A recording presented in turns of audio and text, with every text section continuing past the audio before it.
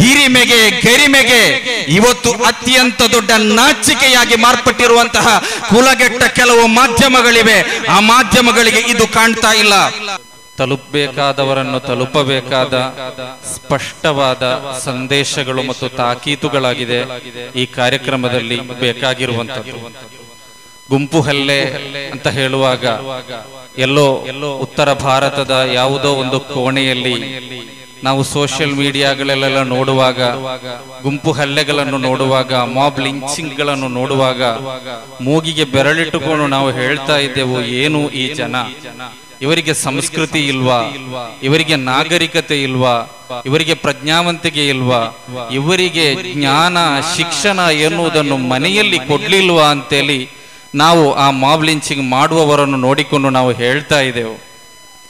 ಮತ್ತೆ ಒಂದು ಮಾತನ್ನು ನಾವು ಹೇಳ್ತಾ ಇದ್ದೆವು, ಆ ಊರಿನಲ್ಲಿ ಇದನ್ನೆಲ್ಲ ಪ್ರಶ್ನಿಸುವ ಜನ ಇಲ್ವಾ ಅಂತೇಳಿ.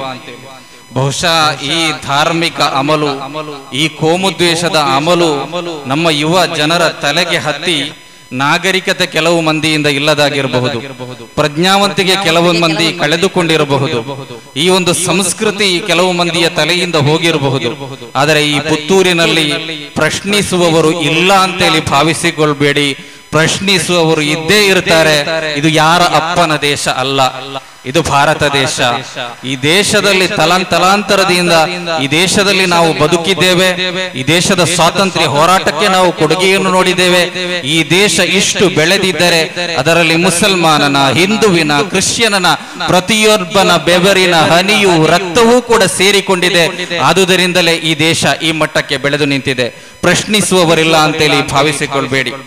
ಇವತ್ತು ಇಂತಹ ಗುಂಪು ಹಲ್ಲೆಗಳು, ನನ್ನ ಮಾತನಾಡಿಸುತ್ತಿರುವಂತಹ ಎಲ್ಲ ಧರ್ಮೀಯ ಸಹೋದರರು ಆಲೋಚಿಸಬೇಕಾದದ್ದು, ಈ ಪುತ್ತೂರು ಎನ್ನುವಂತಹ ನಾಡು, ಈ ನಾಡಿನಲ್ಲಿ ನಾವು ಬೆಳೆದವರು, ಈ ನಾಡಿನಲ್ಲಿ ನಾವು ಹುಟ್ಟಿ ಬೆಳೆದವರು, ಎಷ್ಟು ಸಾಮರಸ್ಯದಿಂದ ನಾವು ಬದುಕ್ತಾ ಇದ್ದೆವು, ಎಷ್ಟೊಂದು ನಾಗರಿಕತೆಗೆ ಹೆಸರುವಾಸಿಯಾದಂತಹ ನಾಡು, ಎಷ್ಟೊಂದು ಪ್ರಜ್ಞಾವಂತಿಕೆಗೆ ಹೆಸರುವಾಸಿಯಾದಂತಹ ನಾಡು, ಎಷ್ಟೊಂದು ಧಾರ್ಮಿಕ ನೈತಿಕತೆಗೆ ಹೆಸರು ಪಡೆದಂತಹ ನಾಡು.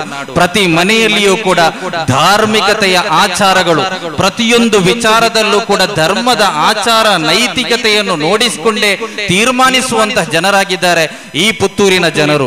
ಈ ಪುತ್ತೂರಿನ ಜನರಿಂದ ಇಂತಹ ಇಡೀ ದೇಶವೇ ತಲೆ ತಗ್ಗಿಸಬೇಕಾದಂತಹ ಒಂದು ಘಟನೆ ಈ ನಾಡಿನಲ್ಲಿ ನಡೆದಿದೆ ಅಂತ ಹೇಳುವಾಗ ಕೇವಲ ಮುಸಲ್ಮಾನರು ಮಾತ್ರವಲ್ಲ, ಇಡೀ ಊರೇ ತಲೆ ತಗ್ಗಿಸುವಂತಹ ಪರಿಸ್ಥಿತಿಯನ್ನು ಒಂದಿಷ್ಟು ಜನರು ಧರ್ಮದ ಅಮಲನ್ನು ತಲೆಗೇರಿಸಿಕೊಂಡು ನಡೆಸಿದ್ದಾರೆ.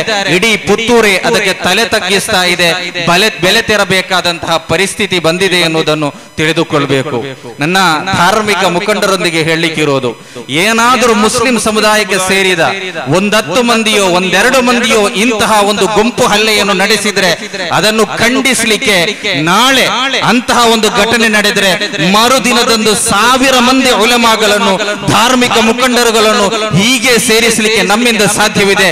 ಕಾರಣ ಇದನ್ನು ಇಸ್ಲಾಂ ಕಲಿಸಿಕೊಡ್ಲಿಲ್ಲ, ಇದನ್ನು ಧರ್ಮ ಕಲಿಸಿಕೊಡ್ಲಿಲ್ಲ, ಇದನ್ನು ಮುಸ್ಲಿಂ ಸಮುದಾಯದ ವಿದ್ವಾಂಸರು ಯಾವತ್ತೂ ಕೂಡ ಒಪ್ಪಿಕೊಳ್ಳಿಲ್ಲ. ಏನೇ ವಿಚಾರ ಬಂದರೂ ಕೂಡ ಅಂತಹ ಹಿಂಸೆಯನ್ನು ನಾವು ಖಂಡಿತವಾಗಿ ಈ ತನಕ ವಿರೋಧಿಸ್ತೇವೆ. ಮುಸ್ಲಿಂ ಸಮುದಾಯದಿಂದ ಇದು ನಡೆದರೆ 1000 ಉಲಮಾಗಳನ್ನು ಇಲ್ಲಿ ಸೇರಿಸಲಿಕ್ಕೆ ನಮ್ಮಿಂದ ಸಾಧ್ಯ. ಆದರೆ ಎಲ್ಲ ಧರ್ಮಗಳು ಕೂಡ ಕಲಿಸುವಂತಹ ಒಂದು ನೈತಿಕ ಪಾಠವಿದೆಯಲ್ಲ.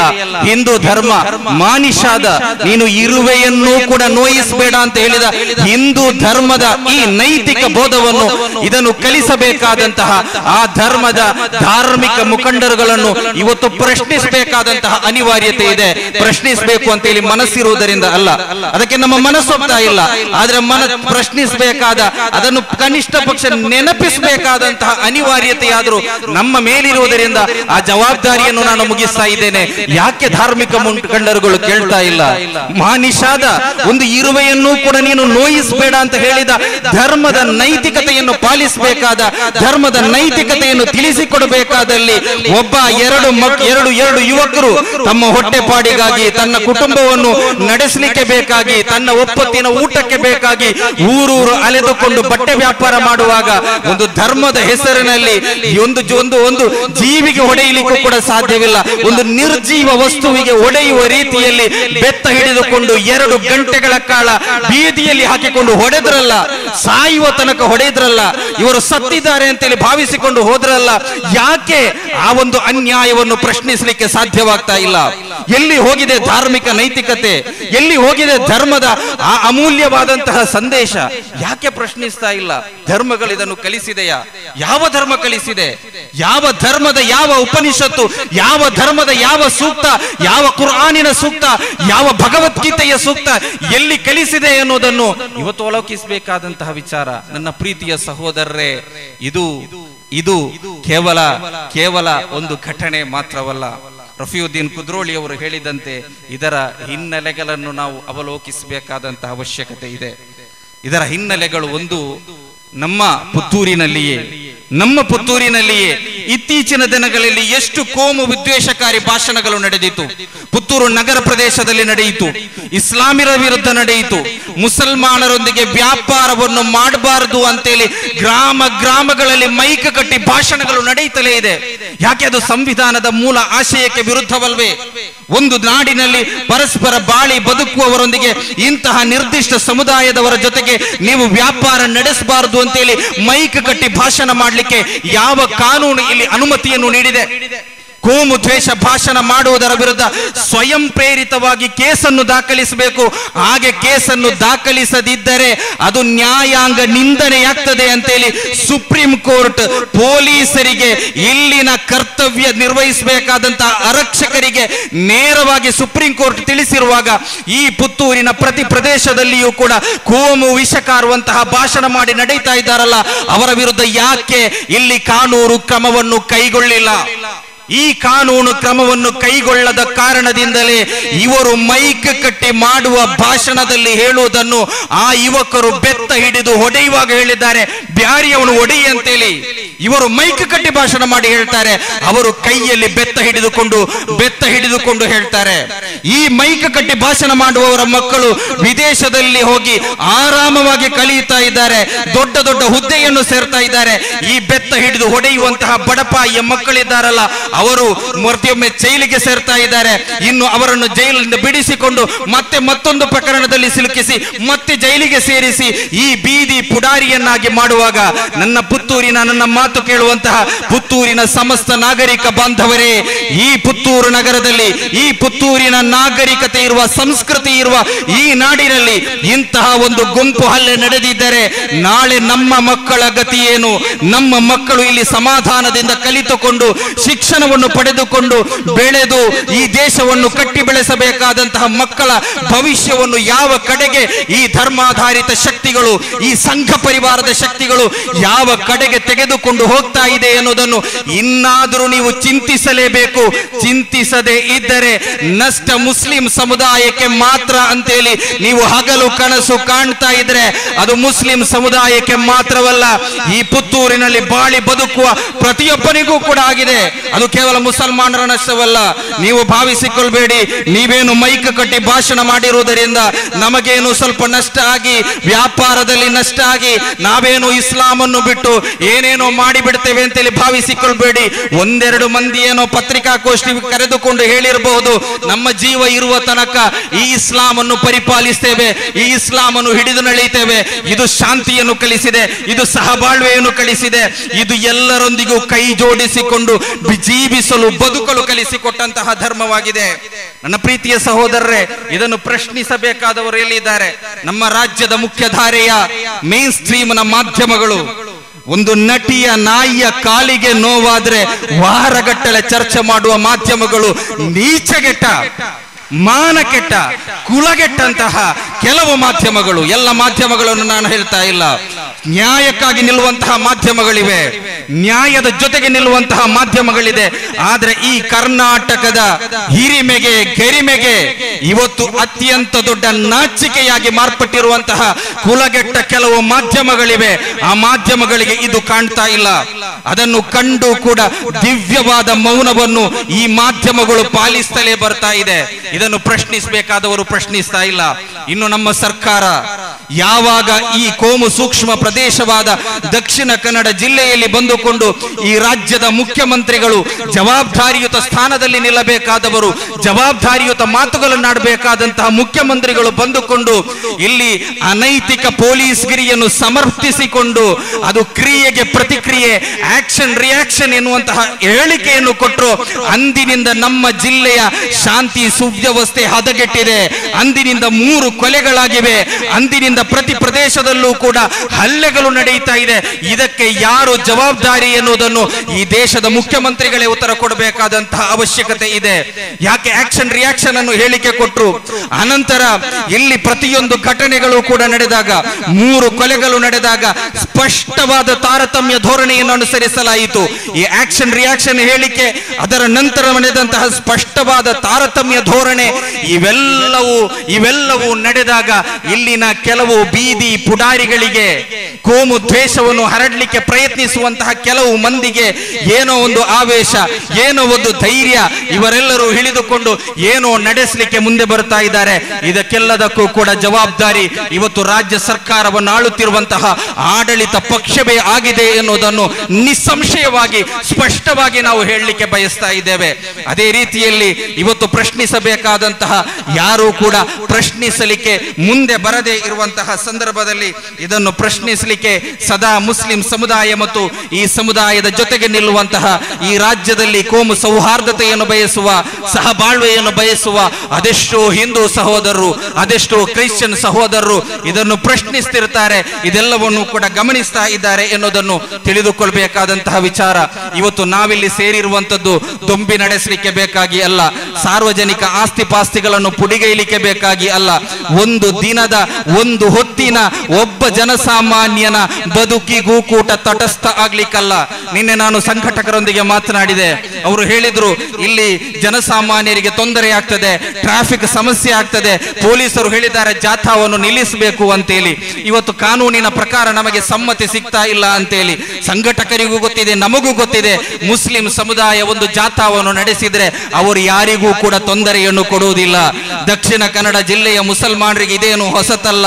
ನಾವು ಹಲವಾರು ಹೋರಾಟವನ್ನು ನಡೆಸಿದವರು, ಸುದೀರ್ಘ ಕಾಲ ಹೋರಾಟವನ್ನು ನಡೆಸ್ತಾ ಬಂದವರು. ನಾವು ಯಾವ ಹೋರಾಟವನ್ನು ನಡೆಸಿಯೂ ವಾರಗಟ್ಟಲೆಗಳ ಕಾಲ, ಇವತ್ತು ಶಿವಮೊಗ್ಗದಲ್ಲಿ ನಡೆಸಿದ್ರಲ್ಲ, ವಾರಗಟ್ಟಲೆಗಳ ಕಾಲ ಬಂದ್ ನಡೆಸಿ ಬಡಪಾಯಿ ದಿನಕೂಲಿ ಕಾರ್ಮಿಕರ ಹೊಟ್ಟೆಗೆ ಹೊಡೆದು ಅವರಿಗೆ ಅನ್ನ ಆಹಾರವಿಲ್ಲದಂತೆ ಮಾಡಿ ಪಾಪ ಅವರು ಪತ್ರಿಕೆಗಳ ಮುಂದೆ ಗೋಗರೆಯುವಂತಹ ಪರಿಸ್ಥಿತಿಗೆ ತಂದಿಟ್ರಲ್ಲ. ಆ ರೀತಿ ಮಾಡುವವರು ಮುಸಲ್ಮಾನರಲ್ಲ. ಒಂದು ಗಂಟೆಗೂ ಕೂಡ ಇನ್ನೊಬ್ಬ ಸಮುದಾಯದ ಜನರಿಗೆ ಅಥವಾ ಜನಸಾಮಾನ್ಯರಿಗೆ ತೊಂದರೆ ಕೊಡುವವರು ನಾವಲ್ಲ. ನಾವಿಲ್ಲಿ ಸೇರಿರುವಂತದ್ದು ಒಂದನ್ನು ಪ್ರಶ್ನಿಸಲಿಕ್ಕೆ ಬೇಕಾಗಿ, ಇದು ಮಾನವೀಯತೆಯ ಕೆಲಸವಾ? ಇದು ಮನುಷ್ಯತ್ವದ ಕೆಲಸವಾ? ಇದು ಅನ್ಯಾಯವಲ್ವಾ? ಈ ಅನ್ಯಾಯವನ್ನು ಪ್ರಶ್ನಿಸಲಿಕ್ಕೆ ಈ ಪುತ್ತೂರಿನಲ್ಲಿರುವ ನಾಗರಿಕ ಜನರಿಗೆ ಏಕೆ ಸಾಧ್ಯವಾಗ್ತಾ ಇಲ್ಲ? ಇದಕ್ಕೆ ನ್ಯಾಯವನ್ನು ಒದಗಿಸಿ. ಈ ನ್ಯಾಯವನ್ನಾಗಿದೆ ನಾವಿವತ್ತು ಕೇಳ್ತಾ ಇರುವಂತದ್ದು. ಹಲಾಲ್ ಕಟ್ಟಿನ ವಿಚಾರ ಇವತ್ತು ಇಲ್ಲಿ ಚರ್ಚಿಸಲ್ಪಟ್ಟಿತು.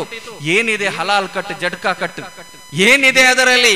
ಇಸ್ಲಾಂ ಹೇಳ್ತದೆ, ನೀನು ನೀರು ಕುಡಿಯುವಾಗಲೂ ಕೂಡ ಬಿಸ್ಮಿಲ್ಲಾಹಿರ್ ರಹ್ಮಾನಿರ್ ರಹೀಂ ಹೇಳು. ನೀನು ಚಪ್ಪಲಿ ಧರಿಸುವಾಗ, ನೀನು ಮನೆಯಿಂದ ಹೊರಗಡೆ ಹೋಗುವಾಗ, ಪ್ರತಿ ಕೆಲಸದಲ್ಲಿಯೂ ಕೂಡ ಅಲ್ಲಾಹನ ನಾಮವನ್ನು ಉಚ್ಚರಿಸುವಂತೆ ಇಸ್ಲಾಂ ಧರ್ಮ ಹೇಳ್ತದೆ. ಅದೇ ರೀತಿಯಲ್ಲಿ ಹಿಂದೂ ಧರ್ಮ, ಅವರಿಗೂ ಕೂಡ ಆ ಹಿಂದೂ ಧರ್ಮವನ್ನು ನಂಬಿರುವಂತಹ ಹಿಂದೂ ಧರ್ಮಸ್ಥರಿಗೂ ಕೂಡ ಹಲವಾರು ವಿಚಾರಗಳನ್ನು ಹೇಳಿಕೊಟ್ಟಿದೆ. ಅದೇ ರೀತಿಯಲ್ಲಿ ಒಂದು ಪ್ರಾಣಿಯನ್ನು ಕತ್ತರಿಸುವಾಗಲೂ ಕೂಡ ಅದಕ್ಕೆ ಬೇಕಾದ ನೀರನ್ನು ಕೊಟ್ಟುಕೊಂಡು ಸಮಾಧಾನದಿಂದ ಒಳ್ಳೆ ಹರಿತವಿರುವಂತಹ ಚಾಕನ್ನು ಹಿಡಿದುಕೊಂಡು ಅದಕ್ಕೆ ನೋವು ಜಾಸ್ತಿ ಆಗದ ರೀತಿಯಲ್ಲಿ ಅದನ್ನು ಬೇಕಾದ ರೀತಿಯಲ್ಲಿ ಕೊಯ್ಯಿ ಎನ್ನುವಂತಹ ಒಂದು ವಿಧಾನವನ್ನು ಇಸ್ಲಾಂ ಹೇಳಿಕೊಟ್ಟಿತು. ಆ ವಿಧಾನ ವೈಜ್ಞಾನಿಕವಾಗಿದೆ. ಆ ರೀತಿಯಲ್ಲಿ ಕಟ್ಟು ಮಾಡಿದ್ರೆ, ಯಾವುದೇ ಒಂದು ಪ್ರಾಣಿಯನ್ನು ನಾವು ಕಟ್ಟು ಮಾಡಿದ್ರೆ ಆ ಪ್ರಾಣಿಯ ಯಾವುದೇ ಗಂಟು ಮೂಳೆಯಲ್ಲಿ ರಕ್ತ ಹೆಪ್ಪುಗಟ್ಟಿ ನಿಲ್ಲುವುದಿಲ್ಲ. ಆ ರಕ್ತವೆಲ್ಲವೂ ಕೂಡ ಸಮಾಧಾನದಿಂದ ಹೊರಗೆ ಹರಿದು ಹೋಗ್ತದೆ.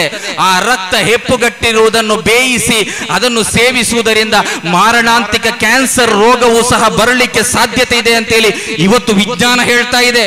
ಆದುದರಿಂದಲೇ ಇವತ್ತಿನ ಬಹುರಾಷ್ಟ್ರ ಕಂಪನಿಗಳು, ನಮ್ಮ ಭಾರತದಲ್ಲಿ ಕಾರ್ಯಾಚರಿಸುವಂತಹ ದೊಡ್ಡ ದೊಡ್ಡ ಕಂಪನಿಗಳನ್ನು ತೆಗೆದು ನೋಡಿ, ಅವರು ಮಾಂಸವನ್ನು ರಫ್ತು ಮಾಡುವಾಗ ಇರಬಹುದು, ಮಾಂಸವನ್ನು ಭಾರತ ದೇಶದ ಒಳಗಡೆ ಮಾರುವಾಗ ಇರಬಹುದು, ಎಲ್ಲದರಲ್ಲೂ ಕೂಡ ಹಲಾಲ್ ಮಾರ್ಕ್ ಅನ್ನು ಇಟ್ಟುಕೊಂಡಿದೆ. ಯಾಕೆ ಆ ಕಂಪನಿಗಳ ವಿರುದ್ಧ ನಿಮಗೆ ಮಾತೆತ್ತಲಿಕ್ಕೆ ಧೈರ್ಯವಿಲ್ಲ? ಯಾಕೆ ಈ ಗೋಮಾಂಸವನ್ನು ಸೌದಿ ಅರೇಬಿಯಾಗೂ UAEಗೂ ರಫ್ತು ಮಾಡುವಂತಹ ಅಲ್ ಕಬೀರ್ನಂತಹ ಇಲ್ಲಿರುವಂತಹ ಮುಸಲ್ಮಾನರಲ್ಲದರ ಒಡೆತನದಲ್ಲಿರುವ ಕಂಪನಿಗಳಿವೆಯಲ್ಲ, ಅವೆಲ್ಲವೂ ಕೂಡ ರಫ್ತು ಮಾಡುವಾಗ ಹಲಾಲ್ ಮಾರ್ಕ್ನೊಂದಿಗೆ ಮಾಡ್ತಾ ಇದೆ. ಯಾಕೆ ಆ ಹಲಾಲ್ನ ಕುರಿತು ನಿಮಗೆ ಮಾತನಾಡಲಿಕ್ಕೆ ಧೈರ್ಯವಿಲ್ಲ? ಇನ್ನು ಈ ಹಲಾಲ್ ಕಟ್ಟನ ಹಣದಿಂದ ಇಲ್ಲಿ ಜಿಹಾದ್ ನಡೆಸ್ತಾರೆ ಅಂತ ಹೇಳುವುದಾದ್ರೆ, ಈ ಜಿಹಾದ್ ನಡೆಸಲಿಕ್ಕೆ ಇಂತಹ ಸಣ್ಣ ಸಣ್ಣ ವ್ಯಾಪಾರದ ಹಣಗಳು ಬರ್ತಾ ಇದೆ ಎನ್ನುವುದು ನಿಮ್ಮ ವಾದವಾದ್ರೆ, ಇಲ್ಲಿರುವಂತಹ ಇಡಿ ಯಾಕೆ, ಇಲ್ಲಿರುವಂತಹ NIA ಯಾಕೆ, ಇಲ್ಲಿರುವಂತಹ ವ್ಯವಸ್ಥೆಗಳು ಯಾಕೆ?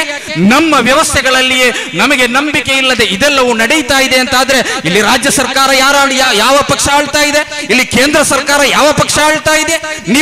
ನಿಮ್ಮ ಮುಖಕ್ಕೆ ನೇರವೇ ನೀವು ಮಾತನಾಡ್ತಾ ಇರುವಂತದ್ದೇ ಹೊರತು ಇದು ಯಾವುದೂ ಅಲ್ಲ, ಜಿಹಾದೂ ಅಲ್ಲ, ಹಲಾಲ್ ಕಟ್ಟೂ ಅಲ್ಲ.